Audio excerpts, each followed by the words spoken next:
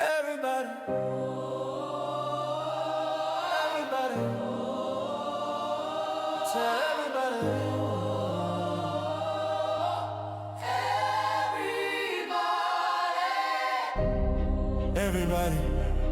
everybody, it's for everybody. Tell everybody, it's time for everybody. Wake up, everybody. This for everybody. Come together, everybody. It's time for everybody. Trying to reach everybody. What's up, everybody? Welcome back to another episode of EraBody's podcast, where generations collide and cultures combine. Today, we got a great show for you, and you're going to be rocking with me and D today. It's our anniversary, and we got something special for you. Man, 1 year, man, Rick. 1 year. 1 year. Man. It seemed like a long time, though. It actually, It's for me, longer. it seemed shorter. You think so? Man, time been flying, bro. I don't know if it's been the same for you, but, man, these days and weeks has been moving so fast. You know what I think mess up our time? We don't get a winter. So I know y'all might have seen me and Rick with like big jackets on and all that, but that's a force. It just seemed like our whole year is one continuous. It yeah. do. I mean, including daylight saving time, too. Yeah, it just a hot, mild with a hot, and then we keep on going. Yeah. Y'all, we gotta do something about the global warming, people, man. Let us get a little sprinkle of what's going on, a little more cold days, because now from here to it's March 1st. I would say we got what's about December, November. Probably. Yeah, because we in the You never 80s know. already. Yeah. You never know. We only You can never go know. up. You never know. In New Orleans, you never yeah. know. We got real tropical weather here. Yeah, man. Yeah, boy, our heat is no joke. But Rick, this week has been a good week for us, man. We got a lot of accomplishments. We're gonna talk about some of the guests that we had on, but we still gonna do our what's going on with you guys. Rick, you was at a fight. Yeah. Talk about it. Man. All right, so I'm pretty sure New Orleans know that they had a fight. Guns down, get in the ring. Promoting nonviolence against, I'm going to say, some violent individuals. They had a bunch of violent people in the room. Right. But to say that the event, we made it through the event and it wasn't nobody to get hurt after the event, I feel like that was a plus. But during the event, man, it was so much going on, man. And I posted a few clips. I'm pretty sure a bunch of people seen it. I got almost 60,000 views on it. Right. And people, for me, having a professional eye, it was entertaining. Me and my wife, we went out. But the event wasn't on time. I wasn't in there smoking or drinking, so I'm ready to see some action. Right. Everybody else not really aware of how the flow of the event was supposed to go. But overall, man, it was a good event from the grow. Like I say, and we always go by the same slogan that you don't have to be great to start, but to become great, you got to start. So it's a start. Hopefully, it can keep on going. And I just want to send this out to everybody with the criticism. Criticism is good, it's fine, but also throw your what can be better improvement in there and be willing to help. Yeah. And I would say that more guys get on a ticket, whatever. You can't be, you so critical of guys, and it's not professional boxing. Now, as well, we criticize professional boxing. This is guys that if you want to get in the ring to show what you can do, what better space and time to show what you can do. And what I like about this, you can actually pick your opponent. Yeah. That's the crazy thing too, man. They had some crazy weight classes. Yeah. So they had Monster matched up with P-Town Mo. That's like a 200-300 pound difference. But I would say this, that if you and someone had a problem where you always wanted to get in around with them, but you're like, look, let's settle it like or whatever. I so agree. It's one of those things that. But it was in a professional gym. And I wasn't there, but I hear a lot of people have a good time. Yeah. And like I say, this is something that could become, if it's once every 3 months or whatever, 4 times a year, and it could become something that's good. It definitely could become something, man. Like, I think the way that they put it together, too, was nice. You had, it was almost like a comedic type of event. Right. That mixed with street fighting and WWE. Right. Like they had a lot going on up in there. Right. You know, the only thing I told Shorty when I talked to Shorty, Seven More Shorty, about the enhancement is making sure that you have a professional referee. Right. Somebody who's going to step in. Right. Because as you can see, if people drinking, they've been smoking, even the boxers have been drinking and smoking. Right. You know? You need someone in there who's going to ref the fight. Yeah. You need someone official. So and the refs was just like random. Man, bro. The refs was classified referees, but I think they was drunk and high. Right. All right. And did they have somebody calling? Because I didn't see anybody streaming the whole thing. Yeah. And it was clips. So it was being streamed? Mm-hmm. It was being streamed. I can't think of the company who streamed it, but the streaming hosts and stuff, they were in the back of the room. So you couldn't see it from the angle that we were at. And did they have people calling it from like on the side, like the red boxing? Yeah, they had judges in the front, but the ring was full of people too at certain points, so the judges couldn't even see. Right. So that's something you just clear up and short it. It was a success. I wasn't there at this particular thing. I had to make my way to support the Morris Jeff Green wave. Yep. Morris Jeff Green wave. I just got on the West Bank. My fiance from the West Bank, but they haven't had a team in over 10 years, and they finally got their team back. And getting their team back, they went to the Final Four in football, and they went to the Final Four in basketball. 5 and 6 year old, and just the whole park to see all these kids, and they had their first banquet. And, man, I want to send a special shout-out to Coach Nolan and Coach Biggs, man, for the job that they're doing over there. Chad them, they put it together, man. It was a nice event. The kids got to – now, Coach Nolan was a guest on our show. Yeah. Nolan is a swag. Mm-hmm. You talking about coaches, they call them player coaches. Mm-hmm. Now, we didn't win any championships, but Nolan got the team ring, jackets, the whole 9 yards. So we got to bring Nolan back. What would he do if they win? Right. That's the only thing, right. Man. And he's one of those guys that he's gonna bring his team along on with the smoke. They had the green smoke every time they came out in the Power of the Blue smoke. They busting out the banner. That's him. He feeds into. And when you come from, and I'm not jealous of Coach No, the old Nord, we ain't have all that. No, but it wasn't on Nard too.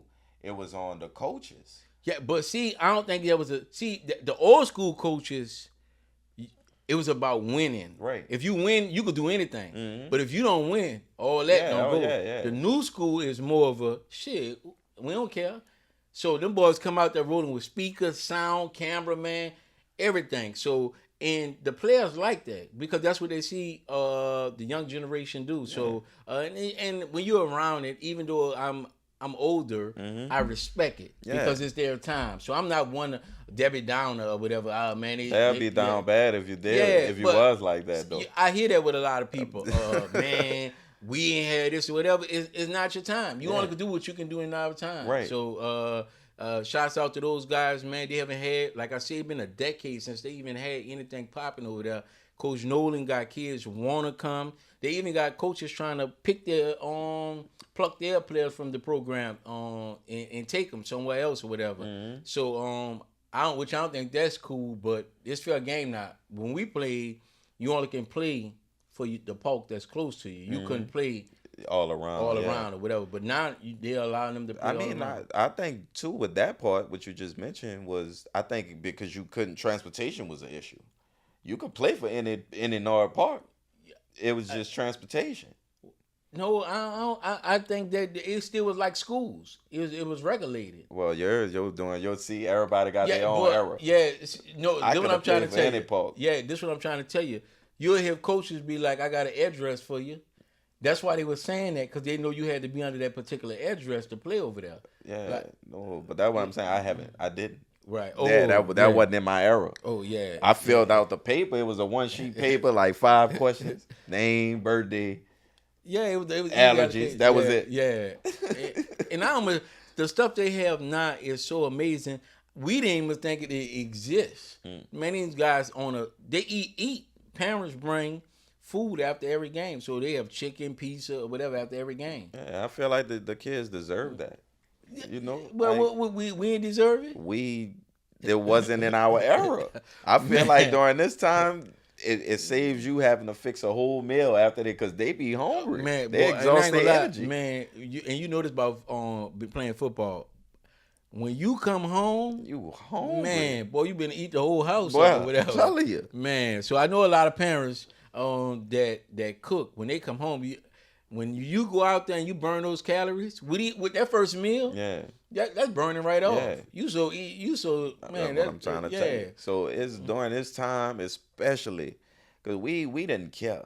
You know, we were like outside babies, fit. Man, Eat probably one time a day and be good. Man, I was telling people, man, just in our childhood, when people I used to see guys, and you see this on the movie, I can't think of this movie, Fresh.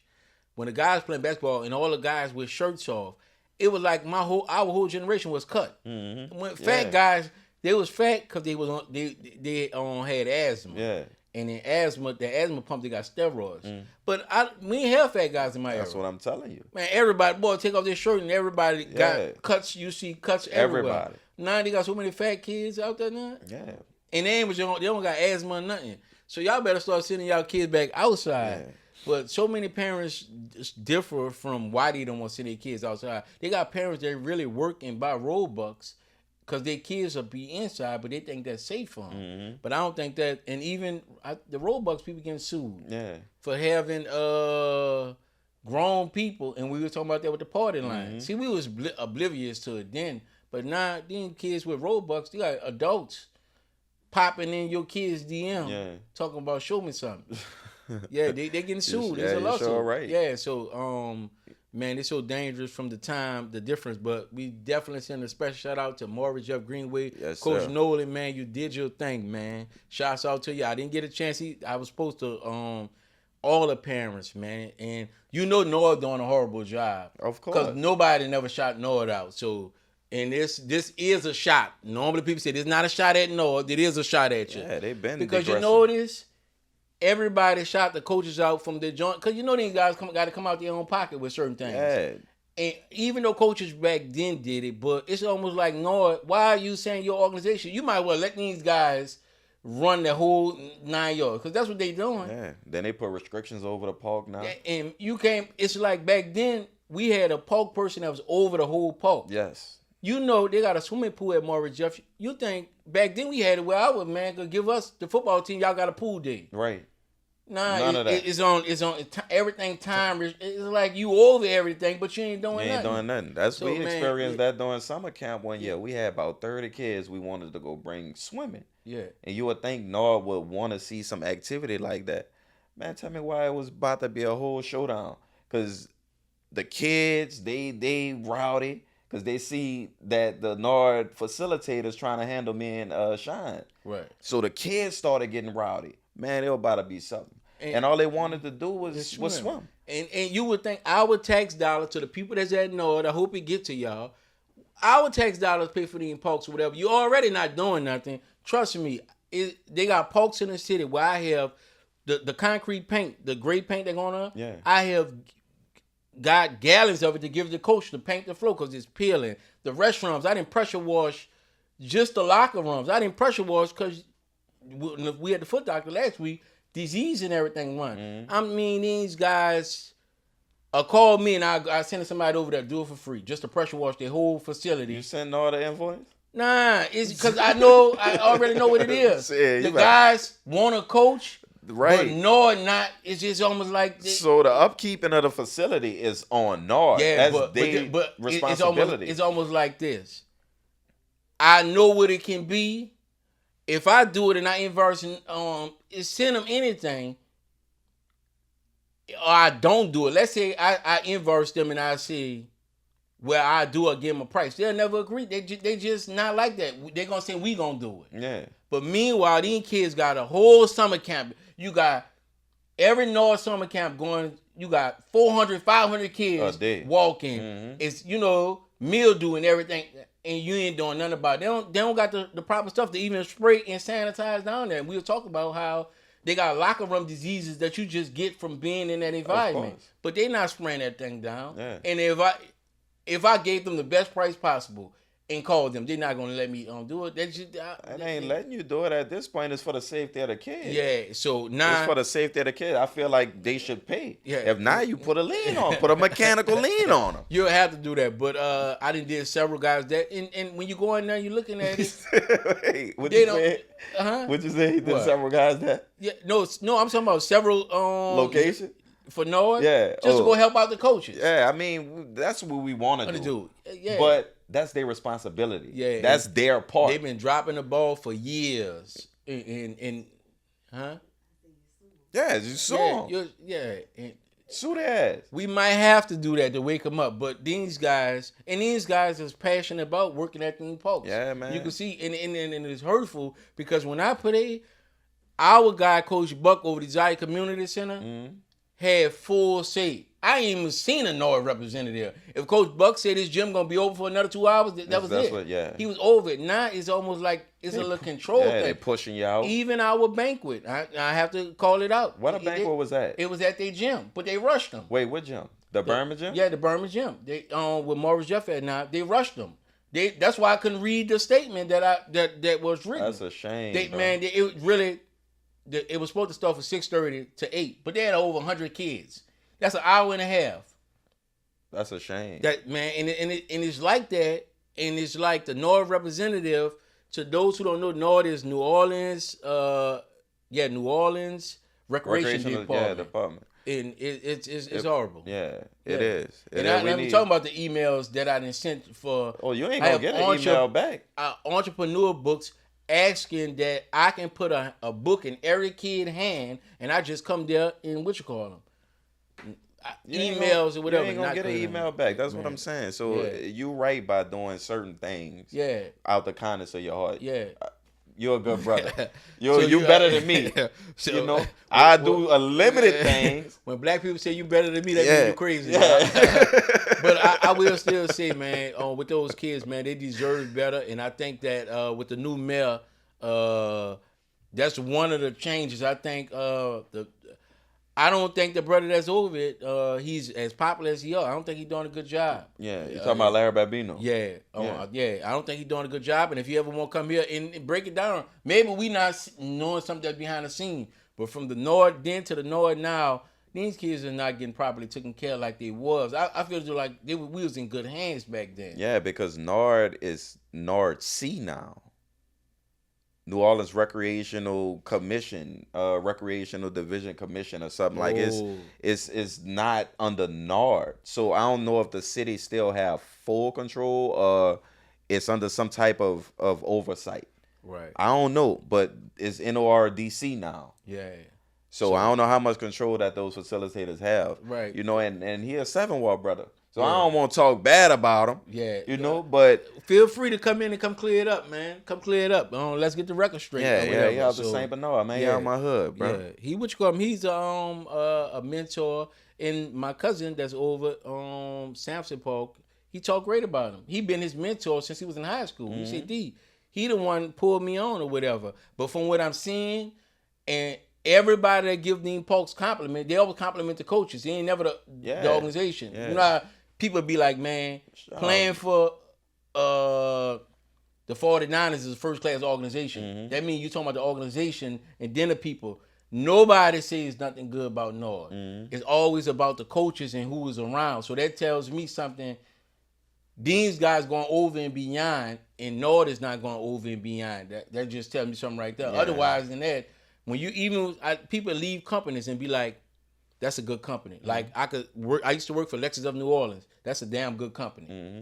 Now I can start rolling from the people that working from there. So it haven't not. I haven't heard a good compliment about Nord in a long time. Yeah. So, and it go too with the workers, and people don't want to do their job. They rather sit on their ass. The facilities be vacant. You want to have strict time restraints. You only could go play ball for 30 minutes. Yeah, and you wonder why the kids walking around. Yeah. I mean, every day in our community center, man, was free play. When you got out of school, the older dudes on one side of the court, the young dudes on the other side. I got winners. Mm-hmm. We had ping pong, karate. But that was breaking it down into times like karate will be on Tuesdays and Thursdays. We had the weightlifting, but far as just going play as a kid, I would go by some Nord gyms and it'd be 2:00 in the evening, summertime. Like, dude. Yeah, the gym is not open. Yeah, they closed. Yeah, they so closed. or whatever. So if that's our gym, open up our gyms, man. Our tax dollars paying for that, not y'all's. All right. I know another thing too. They speak on funding, and then we could move on to the next subject. But they was like, I don't know if this is through a grapevine or this actual facts, but people say that if there isn't any problems, NARD funding get cut. And we talked about that once time before, and we want to expand on that. When somebody told me that, they said, D, if you really want to go start helping out in the community, when I told them what I wanted to do, they told me, you'll never get funded from the community. And I said, why? They said, you trying to fix the problem. They said, if you fix the problem, it's no more budget. Mm-hmm. So it's actually in the downfall in every problem that the black community have, you only get money because you have the problem. Mm-hmm. If you solve the problem, your funding get cut. That's absolutely how it is. And so now, would you rather have the money? But don't you think that if I took the crumbs you gave me to fix the problem, I have to continue? It's like rehab. Mm-hmm. It's a continuous of you have to keep doing it. They'll cut you thinking the problem fixed, and now 2 years later it come back up. Mm-hmm. It coming back up because you didn't consistently gave me the support to keep it that way. It's a design though. If you think about it, it's designed that way. So the government is going to cut your money. Right. So the government, what you want problems? Yeah, dude, that's what you need the problems? Yeah. But that's what they say too about medical bills and stuff, And without you getting sick, the doctors don't get paid. So you think they really trying to cure your illness? Yeah, and that's same thing with special ed. You wonder why as soon as Daniel cut up 2 days in a row, they talking about, come on. They get more money for special ed kids. Yeah. And they always pushing African American kids. You cut up 2 days in a row. They ain't asking what's going on at home or nothing like that. Come on, Daniel. Yeah, sign this paper or whatever. Not Daniel special ed. I had some partners in special ed. I'm gonna tell y'all my special ed story, y'all. I gotta tell y'all. We on our 1 year anniversary. So getting a check was a thing in our day. Yes, it was a thing. Mine too. So I come back, all my partners were like, yeah, they gonna give me one. So they bust them 2 pair of new shoes back to back in a month. I'm like, oh yeah, I gotta get on. So I'm like, what y'all did? So I go to the interview, Rick. They asked me what I wanted to be. What? I told them a transformer. The man said, what that is? I was hitting that boy with the... So I get mine. I'm on and popping now, Rick. I get my check. But I'm in regular ed.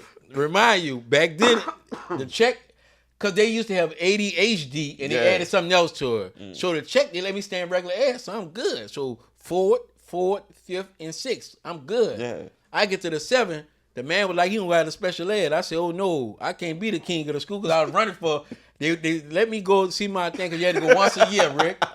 And I was just about to run for Mr. Carver Middle. Yeah. And I was like, oh no, I can't be Mr. Special Ed. I'm like, oh no. I told my mama, that check gone. I got partners that actually went to special ed. That's funny as fuck. They keep their check rolling. That's funny, bro. Nah, man. You wasn't dealing with that part. Oh no, I was going to go in special ed. Nah, I played the game, but that was too much. You can't be most popular in special ed, Rick. That's just not a good look. But for you to take it upon yourself to go in there and be you was coerced? No. But my mom ain't tell me. My classmates, them boys coming in there with 2 pair of shoes.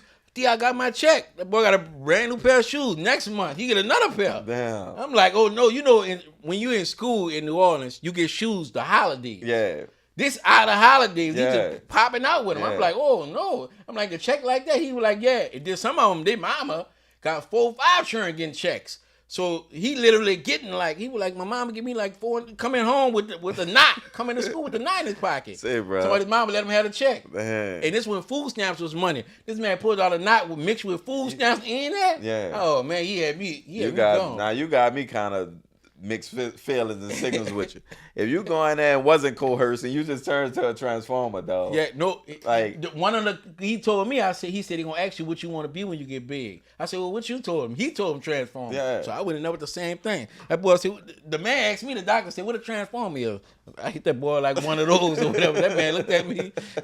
He checked something on the paper or whatever. Yeah. I guess I was there. That's funny, man. What type of medicine they gave you? I ain't never took no medicine or none of that. They ain't prescribed you nothing. Whatever, that Ritalin just came out, but my mom ain't never let me take it. Yeah. I ain't never took no medicine. She knew you wasn't crazy. Yeah, but we ate off that. I'm talking about whole house started changing up. Everything started looking better. That check, boy. I don't know what it was. I got an increase in everything. I think Clinton gave me an increase, and I know I was out of school, but I think, yeah, Clinton gave us some increase every year. So whatever it was, I forgot how much it was a month. But boy, in a project, you ain't paying number like $30-something rent. That's it. Imagine you get $600-something, and my mama, people doing hair on the side. My mama doing hair, you getting that, playing cards, suppers. Yeah, suppers. Boy, you eating big. Yeah. Now I got a starter jacket and everything, man. I'm in there with the cool kids. Yeah, bro. Yeah. You out of line. Man, that was the days, man. You out of line. Yeah, you do that now. Now they check everything now. Yeah. You can't even carry a kid. You know, back then you can carry a kid for taxes. Mm-hmm. Boy, my first couple of years. What? If you get a check, you can't carry a kid? No, I'm saying when you first start working, you can carry anybody's kid. Yeah. Somebody had a kid. Yeah. You know, the government wasn't on that. They were like, let them have it. Right. Nah, shit. They put the silver Chanels on you, and they want more information. They want the medical records. They want you to sign up. Back then it was so easy. You could be somebody and be working with them. Yeah. You'd be like, I got 3 kids. Be like, man, let me carry. All right, $500. Yeah, that's what it was. Now they want 1,000, and you ain't guaranteed to get it. Right. Yeah, and then even when they were selling food stamps back in the days, y'all, this is all hood stuff, y'all. Remember how it was? It was half. Oh yeah. Ain't even half no more. Yeah, it was $20 food stamp. You get $10 cash. Yeah, it was simple math. Yeah, or whatever. Now they talking about one. They going up now. Talking about they want $50. Dollar for dollar. Yeah. Dollar for dollar. It don't make no sense if you gonna do dollar for dollar. So yeah, times have changed, y'all. Times have changed. Man, in this 1 year, Rick, as we going, what's been the most memorable thing about 1 year?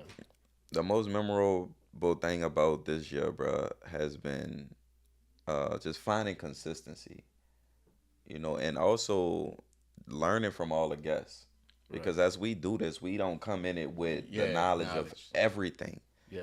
So getting to know these individuals, getting to get the insight about their career choices and fields of what they do has been so impactful and insightful to me. And just like last week, Dr. Clark, I didn't know Dr. Clark stayed in New York, had to go to Miami, and even had to sit out. Can you imagine graduating and then have to sit out 2 years? You're actually a doctor, but you might have to work at Walmart because you can't get. That's crazy. Yeah, so into your field. Now you think that's an embarrassing moment at the time. Like you really working next to somebody, right? Yeah, both y'all cashiers, and they be like, you be like, I'm a doctor, right? And they be like, what you know I am.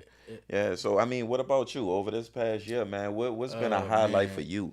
Man, working with you. I think that our skill set, and we talked about this a lot, that finding great people that you can work with, consistent, and they can do their job, and you do your part and I do my part. That's what a lot of times I talk to people that got podcasts, and their podcasts don't run as smooth as we do. This is a smooth process over here. Yeah. A lot of our guests come in, and as soon as they come in, they're in the chair. A lot of times I talk to people, they be like, I was on such podcast, gotta wait 40 minutes, and this got it done. When you come in hours, you ain't got long. I don't think we ever had a guest that had to wait 10 minutes to get on. If they came early, they may have to wait. But if you come when we tell you to come, you come get in the chair. So I think that that's a great thing, and that's the professionalism when you walked in. So when I came on as a guest, and then when the spot was open, but I was so happy. Yeah. Man, I was like, man, that I could be over there. And the very thing that I don't like doing and what I don't know how to do, man, you're a master at it, and then I do mine, and then that makes it great. So, and the guests, like you say, the information they give us is not like we know. Mm-hmm. They just come drop knowledge on us. We don't know half of the stuff that they saying. To talk to Patrick in this new world of AI, and this brother going strong in there.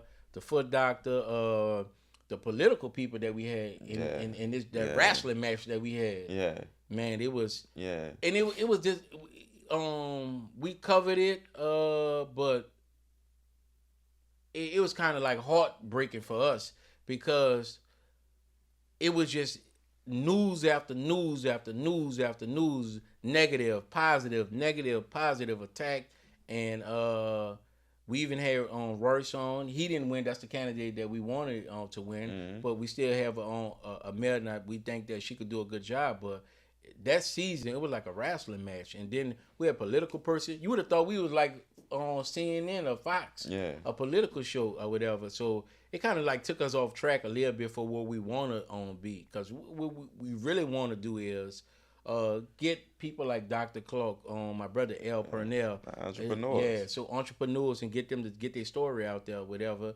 And that's basically it. And these guests, even Sage with the information, y'all, we don't be knowing this. When these people come in and they enlighten us, when Sage coming and saying this is why this, and if you ever ride down the wire in Morrison, you'll smell it. You'll smell it. But both of the streets, when he say both of them got a canal, that's why the street buckle. Yeah. I never put that together. And both of those streets is two streets that if you live on them, excuse me, have to keep driving down them, your A-frame on your car will be messed up pretty soon. Yeah. So that and then when we doing what's going on, just like in the world right now, Rick, with the we may be going to war again. A couple of strikes backwards and forwards between Iran and the United States, and you just when you get in this media space and we doing what's going on, y'all, to pick from the Mardi Gras story to the housing crisis, it's a joy to bring this information to people that might they didn't know about it, or just enlighten them on it. And then we have fans all over the world, so they get to know what's going on in New Orleans. Outside of that, we get to enlighten them on what's going on around the world. Around the world. So I think that's the most impactful part for me also, because a lot of people, once they like you and you in their hearts, they come to you for the information. Right. So by us being able to narrate in a positive way, because they have a lot of negativity going on out on podcasts. This podcast is not that. Right. This EraBody's podcast, man. So and then even we have the young brother on here. Yeah, man. And he's killing it. Yep. For Martin Luther King, he the keynote speaker at some of these events. And he's confident. And when we watched what his name is again? From Carr, the one that had over the 4.0. Oh yeah, you're talking about his name about to come to me. It start with a J. Yeah, J. Ryan. Yeah. J. Ryan. Man, to see what he's doing some J. amazing Ryan. things. J. Ryan. Yeah. He's doing, so shouts out to that young brother. He's doing amazing things. And when you see a young brother like him, we telling y'all, keep your eye on him. He's a special kid. And kids like that's doing their very best and brightest, that's who we should be promoting, because he's up next for something great. Of course, he on that. Even we had Coach Nolan on here and turning a program around that was not non-existence, and now making it out. Some of them kids, when I tell you, loved Coach Nolan, and he loved them back. And like I said, to be a coach with no kids, we experience coming at. It's just his passion and his love for what he's doing or whatever. Right. My brother, having him on, he was one of our entertaining guests. L. Purnell. Yeah, L. Purnell. Yeah. El Vito, baby. He was a good guest. The tax lady, we had her when she came on here. Oh, you're talking about Malika Honore. Malika Honore, yeah. Malika said you can be 20. Her favorite slogan when I first seen her at the event, she said, you could be 29 days late, but you better not be 30 days late or whatever, and making a payment or whatever. But she gave us some great information just on how to get your credit. And your kid don't have to start with bad credit. Like she said, at 17 and 6 months, you can add them to make them authorized user, pay the bill, constantly pay the bill. And now when they're 18, they're not starting out with the normal credit score. They're raising it. And then we had Brittany on Brittany here. McCabe talking about the real home estate, ownership. Home ownership. Yeah. Or whatever. Man, so this year has been tremendous, man. Yeah, Kevin 2 Cent. Can't forget Kevin. about Kevin. Kevin is, man, Kevin got a tremendous story. You go to jail as a kid. Kevin was always a big kid. So somebody my size, that's just scary in general. He goes to jail, get out of jail, and then becomes an entrepreneur, a magnificent community advocate. And you look at a brother like that and you say, man, but everybody have a story. Everybody. That's why we want the best and the brightest to come on here. Because just because you around somebody, I didn't know Kevin when did time like that. I never know that. He went to school. We went to school and everything together. And then we got Mega that taught us what you interviewed him with the gun training. Oh yeah. You skipped out on me that day. So I'm like, where you at? Yeah. So and that guy, man, you talking about when we going through this professional field, we have everything in our community that we need to be successful. Yeah. Gun training. His involvement in law enforcement and to be able to teach the safety of having a gun. See, a lot of people don't think that. They think just going buying it. That's just a part of it. Right. Knowing how to use it. And I'm giving y'all example from me. You know they got people that show you how to fly drones. So I buy one for Christmas. I'm like, it's a remote control. I didn't play a remote control car. Rick, I started that drone up and I didn't hit calibrate. 4 houses down the street that the drone went up and just went over and like it was going crazy. I didn't know what to do. So a lot of time I ain't had no training. I just pulled it out the box. But that's just on a drone. That's what a lot of people do with guns. You meet the age, they say you can get one, you go get one, but you never get trained on it. And even some certain bullets get old, so they don't recommend you using them. But a lot of people don't know that. They put bullets in a gun and put it up, and now if you go to use it, it can explode. So and that's what he explained too. He was like, he called himself one mag because he don't need an AR. He gonna hit you with the 9 shots that's in his gun, and that's what he want to show people, how to be accurate and how to use a gun responsibly. And that's all it's about. Not to bring violence, but when you see innocent people getting hit, that's what it is. The switch. And many of them don't go to the gun range and doing things like that. So having him on here to give us the knowledge on there. B Wolf came on here. Oh yeah, and man. B Wolf story is a hell of a story. Bruh. And know what I like about having these men on here? They able to open up the back-to-back losses. Most times, that's a strong woman. They expect men just to walk around, and most men do. Most times you ask a man, how you doing? I'm all right. Right. The reason why you say that because who wants to see a man complaining? Right. Nobody. Oh man, that nigga complaining this. Everybody consider a man that complaining about, man, this man had back-to-back losses, and then he say he's going to a therapist. Mental health is important. Yeah.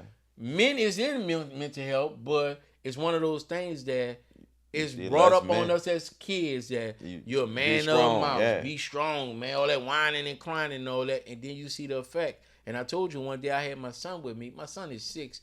Not only is he 6, he's small. So we have several things. If he about to wash his hands, we got the airplane, which I just hold him across my arms, and he just cut the water on, wash his hand like that. We got the kickstand where I'm holding up my knee. That's father-son stuff. I was in a restroom and my son, I'm on my one knee, my son is on there. And the man said, man, you babying that boy up. And I said, I'm going to ask you a question, bro. I said, you ever stayed with your father in the house? He was like, nah. I'm like, normally what you would do, what I would do, you'll climb the restroom countertop. And have your arms on it, and lean it like that. Right. But how many kids you think gotta knock their teeth out or bust anything because they slipped? You're right. You're absolutely right. They didn't have assistance. So by not having assistance or whatever. So when he seen me being a father, and that's how we see it, because we think the way we was brought up was the right way. But I was taught something. Just because you can do something or have done it, that doesn't mean it's the right way. Right. And we have done it like that for a long time. So I'm proud to say that, you could be there and watch them and help them out through these moments. Of course, and you should want to. Yeah, you should want to, for sure. Who taught you how to shave? I don't shave, but it wasn't a man around to show me. Man, actually, my boot camp instructor in jail taught me how to shave. Yeah, wow, what a place to learn. Right. So, Rick, I pulled a razor out one time. My cousin telling me he don't like hair because it stink. So he shaved his armpits and his underneath. So Yeah. I had to live. So I get a Bic. Yeah. A lighter? No. A Bic? The razors, they make razors too. Oh, all right. So I get the cheap one, blade one. Rick, I put whatever soap that was down there, and what you call them? You would have thought I had the crabs. Rick, I'm burning down there. I got slices. God damn. I'm sweating in there. Once you get cut, you sweat in there, and it's irritating. Yeah. But he told me he shaved, but he didn't teach me how to shave. Don't go against the grain. Man, boy, I didn't even know. I was making it bald. It looked good once he first, boy, but Rick, my arms, I was so irritating, and man, I called myself putting a razor in my face one time. Yeah. Oh, Rick. Yeah. Man. But you're right, man. Yeah. Like those moments that matter, especially if you create those moments. Right. You don't want your child to go through the same traumas that you went through as a youngster. Yeah. The goal is to elevate. And my cousins Noonie and Tweet, I'm gonna send them a special shout out. They always, and this not on my cousin Tweet, my cousin Noonie. Every time he see me talking to a girl, you know what he used to say? You still a virgin. You still a virgin. Yeah. So he on my neck about being a virgin. Mm-hmm. So I got to get this taken care of to get him out of there. Mm-hmm. So I got to tell you this. My cousin Tweet set it up for me with some crackhead or whatever. Oh, Lord. So the Chef Montojo.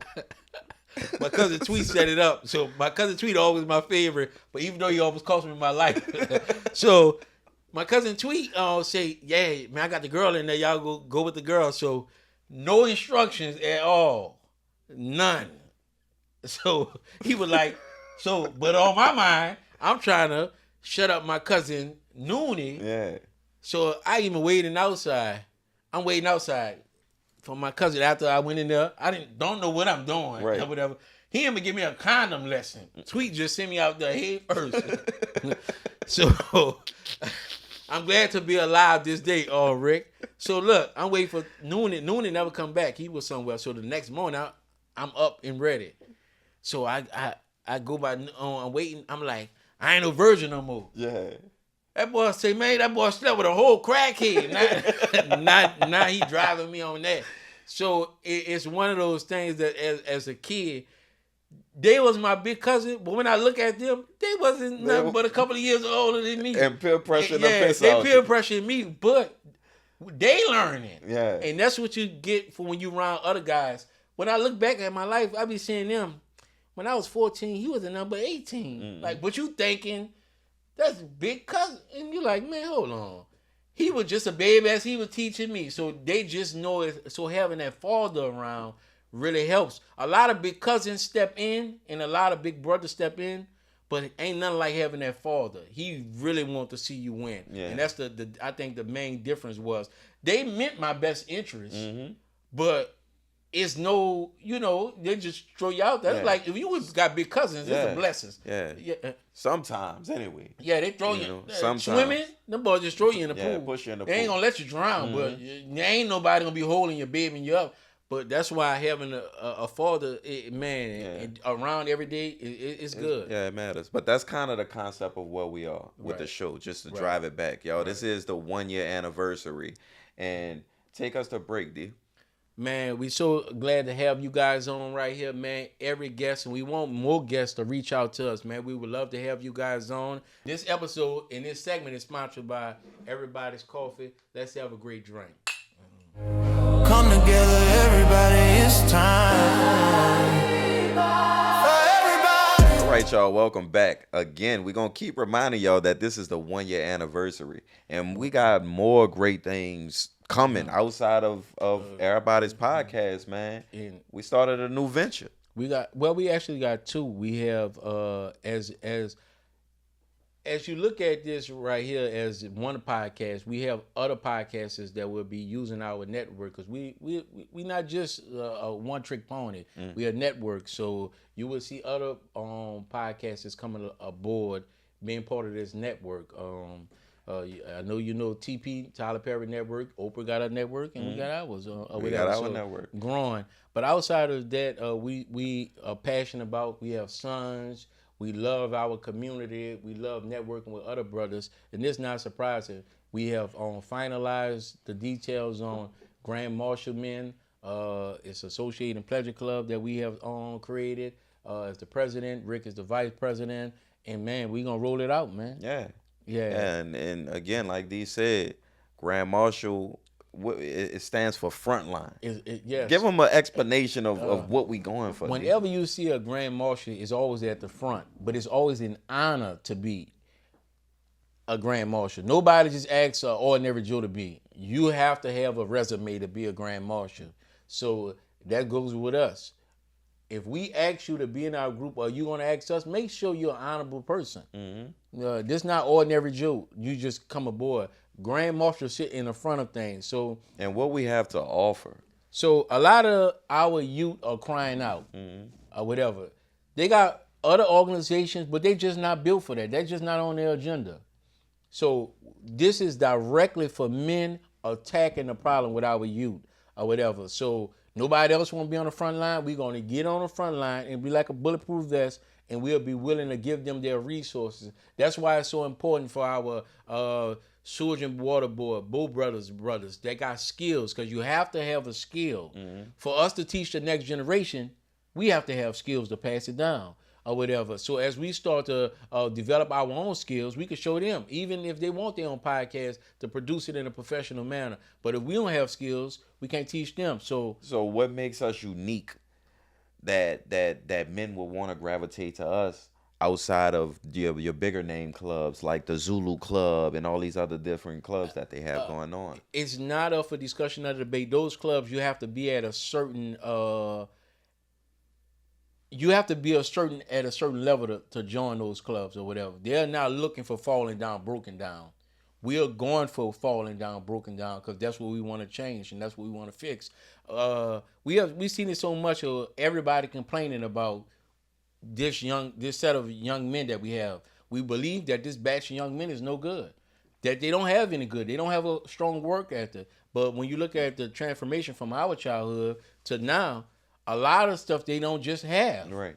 So if we take and get in the front of it, we're the men that, and I'm proud to say this. When I walk up on a group of youngsters, I know they smoke weed, they hide it. They don't know me. That's respect. That's respect. So a lot of pastors don't get that. They'll still hit the blow the smoke right in his face blow or whatever. the smoke right in your face. So we're not trying to change his life. We're trying to skill him. I believe that when a man has skills and he can provide, that's a wrap. So this is a 100% men organization. Yes. We're attacking our young men. So the reason why because if you can get the man right, that man gonna get his house right, then the community gonna get right, so on and so on. But if the man ain't right, or whatever, and so long, every assistance that they have has catered to somebody else. Right. And not our young men. So we are dedicated, and we made a promise that we're going to make sure that this next batch of young men that come from this city is where we starting at, is going to be some of the greatest young men, and they're going to be able to say, when they touch a microphone, I joined the Grand Marshal crew or whatever. I was a member. These guys mentored me. They didn't forget about me. So it's a lot of more things that's going to come. We will release a day where we have a meeting. But if you guys listening to this and you won't, don't wait. Inbox us. And even if you don't join and you want to come talk to some young men or whatever, we'll have it set up. Yes, so we won't have say-so from the pool hall to city hall. We will have say-so on what's going on with our young men. Well said, my brother. Yes, well said. Yes, sir. Man, next we have Do You Remember? Now, this Do You Remember right here, if y'all know, Rick is not a movie guy. He don't really watch. I think everybody in the project used to steal cable. I'm thinking Rick didn't have a... Did y'all have cable? Yeah, we had cable. Well, why you wasn't watching TV? I was outside. That much? I was outside. Man, I was outside too, but I did when I come inside and take a break. I was or whatever. outside. So this Do You Remember right here question is for Rick. Y'all, Rick don't do good with TV thing. This Do You Remember, what was the largest housing development? Come on, we're not about to do that. Say, bro, we're not about to do the St. Bernard Project. Now I'm gonna ask you a question. All right, that's wrong, y'all, or whatever. That's wrong, all completely. What's the number 2 then? The Desire. So the St. Bernard is number 2. But did you know that they had an explosion way back that destroyed 15 of the St. Bernard the whole building? Oh, really? Nah, I didn't know that. Yeah, they had an explosion. The explosion wiped out 15 buildings. The St. Bernard is the second largest project in the city of New Orleans at the time.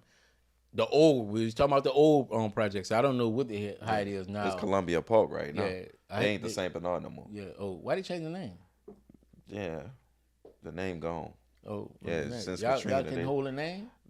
I'm part of St. Bernard, so I left when the What St. y'all did with Bernard that big left. old sign? I think the sign they probably confiscated it and kept it. Man, somewhere. you know we would have got that after the storm, after Hurricane Katrina. You know how much money that was? Cause that was like that was sign. Oh yeah, man, yeah, we could have turned that in, Rick. We could have, but Man, nobody wasn't thinking. They was trying to get their trophies from school. I left my jersey, my football jersey here for Katrina. I went in Carver, got me a jersey. Why I let it go to waste? But I will say that they did have an explosion. The 15 buildings back there, they had to demolish the whole thing. They had a gas explosion. And when you be seeing this, you be thinking like, nah, it ain't gonna happen. But 15 buildings, and you think how big it was or whatever. Give me some of your greatest memory. And this is me letting y'all get to know Rick. When you from back there, give me a memory of back there. My greatest memory, man, was moving into the project. And I remember it. You didn't always stay in the project? No, I stayed in the 7th ward next to 35. That was back of town. But moving back there and not knowing nobody, so we had to fight every day. And how old you were? I was 5 or 6 years old when I moved back there. So some of my little brothers is really, really from the St. Bernard. Right. But after you done fought everybody in the project, it's like, from there. Yeah. Like, these niggas ain't gonna back down. So when you first moved back there, what it was just the checking you? Yeah, it was like, you know how people test, they wanna see how you living. Right. They want to see if you really like that. You know what I'm saying? And then after that, you become friends. You know how fighting used to be back in the day, man. I'll blow that off your shoulder. Yeah, that was one of the things. So that what they like to do. They blew them shoulders and they got whipped. You hear me? Man, Rick, we moved from one part of the Desire to another part. Desire sit on 93 acres. So when we moved, soon as we moved, got in the house, I started hanging with this dude, but he was scary. But, he's just a kid outside. I'm a kid outside. Every time he seen this dude named Fat Charles, he hauling ass from Charles. I'm like, what it is with him? Charles told him, when I catch you, I'm going to kick your ass. And I might kick your ass, too. Talking about you. I'm the new guy. Yeah. I said, well, you might well start kicking mine now. Yeah. So the next day he came out, he started running. And I'm like, man, he's scary. I'm not going to hang with him. So Charles was like, man, you see how he always run? You might well come hang with us. Yeah. So I just walked by Charles and meet Charles. Come to find out, Charles was one of the best and coolest guys that you'll ever meet. But he wasn't like that. It goes to show you how when you're in that environment, it forces everybody to be tough. Yeah, you gotta be tough. You gotta be tough. And it wasn't no cakewalk or whatever. But it wasn't like people actually wanted to hurt you either. Yeah. I think people, again, it was just a way of being social then. Right. Even though it was violent, it was violent. People were scared. But and that's what I say the difference between men and when girls play. Yeah. Girls play games like house, Double Dutch. Dutch. You'll never find out who the alpha in those things. We play things that you'll know real quickly who number one. Number one. And even when we settle things, like if an argument break out in basketball, they say shoot for it. Now that settled the situation. So they never have that when you playing on with baby dolls or double dutch. It's never you ain't never seen them. How do you settle y'all disputes? Right. Even in football, it's just like strings or no strings. Flip a coin or whatever. So that was the things that I grew up in. And one thing too, I do remember and respect about being in the housing development is that the only way you really, really got into trouble outside of fighting with a person is if you walk into territory that was already claimed. Not saying a street name. Right. What I'm talking about, the dope boys. Right. You don't. But what I noticed from me not taking a drug dealer pat, not doing that pad. I was playing football. Right. And they heard how my name was ringing and stuff. Man, all the dope boys, everybody supported me. Right. Like, it was a bond like no other back Right. there. That's Yeah. what make me appreciate my upbringing. And you notice, like, in our time, being kidnapped was not like It wasn't that thing. big. Yeah. Yeah, because you have to come in the project Yeah. and get out with a child. And that's not gonna Yeah, that ain't gonna happen. Ain't gonna happen. Yeah, you got Even- seated, yeah, grandma sitting on the porch. Man, boy, somebody, it was like 24 hours surveillance, Yeah. boy. These little cameras not don't stand a chance. Yeah. These old women, but you was in a village. And in that side of the village, if they know who you was and know your mama, boy, you can get away with murder. Right. And it was one of those things. That's why I'm happy that I grew up in the area that I grew up in. All these people is my aunties. Nah, I can't even call them Miss Such and Such. They want me to accept that. That's auntie such and such. That's auntie such and such. Right. And still to this day, to be able to go into their houses or whatever, and it's like once they start tearing these developments down, Rick, it is how New Orleans is now. It's every person for themselves. I'm not looking out for my neighbor. It was never like that. Yeah, it wasn't like that. And that's what I don't want people to think that New Orleans is crying about the housing development. It was the village Yeah, it was that the got village. tore down. It was the village. Yeah. Even though they called it a project, they was doing whatever studies they were doing. Yeah. Some things worked. Yeah. The only thing I feel like didn't work is the Putting the fall out. the fall out and get us getting stuck and not seeing the expansion Right. that we was being able to afford during Right. that time. Right. But everything else for us, the upbringing, the community, like you go outside, you went to school with the same people you stayed next door to. Right. Man, that was love. That was love, man. And you notice that there was no such thing as a child starved to death. Mm-hmm. That's I got friends' mother, and I won't say their name, that went to rehab. The housing authority never knew they went to rehab, and their kids, they watched their house and everything. And when they got out of rehab, they still in the same. Yeah, they're still in the same house or whatever. That's how that village took care of whatever needed to be taken care of. Sir. And when, man, it just made you proud to know that you stayed around and to be able to get in trouble from every adult around there can tell you something. And when they say that such and such child, or I've been knowing you, they can grab you by your shirt and walk you to your mama's front door. And it was going to be a problem. Yeah. But it wasn't going to be a problem with them. Right. It was going to be a problem with for you. Mm-hmm. Now it's switched around now. And, sometimes you can't fault how parents react because I don't really know this neighbor. But this other neighbor, I've been knowing my whole life. Right. So him chastising my child is different. So I think that plays a part into how, how people say they don't like people telling their kids nothing. Because this neighbor, I don't really know him. In our day, I know all my man, there ain't too many people that I didn't know. Yeah. You walk through, you just 13,000 people, and you really know them. If you don't know them, the moment you say your mama name or your daddy name, I know your mama. I know your daddy. But it's crazy in the times that we are in.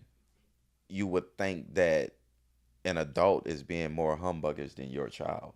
Right. That means you don't know your child. Right. And a lot of parents these days don't know their children. And I tell parents when I jack up kids everywhere I go, not put my hands on them, but I chastise kids wherever I go. And I always tell parents that come tell me something. You'd rather me tell them something, the sheriff, the police, or the judge tell them something. Because when they tell them something, the language they're going to use is going to be a totally different one. And I promise you, me chastising them, he going to go home with you tonight. When they chastise him, he going on Tulane and Broad. Right. So oftentimes, but you know what I find out, Rick?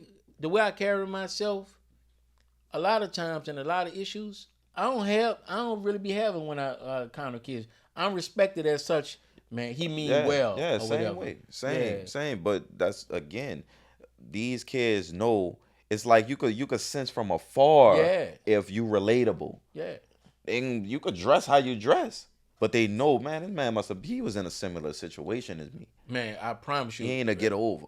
Yeah. Man, I woke up and I see them starting to straighten up. Yeah. And that's a level of respect that they have for you as an individual. That's like when you watch the movie Lean on Me, when Dr. Clark walked through the hallways, back then when our principals walked up the hallway, you're not supposed to be acting the same way. Right. Oh, well, that's Mr. Such and Such, man. That's hoping you don't get in trouble. Not these kids. Yeah, they act the same way.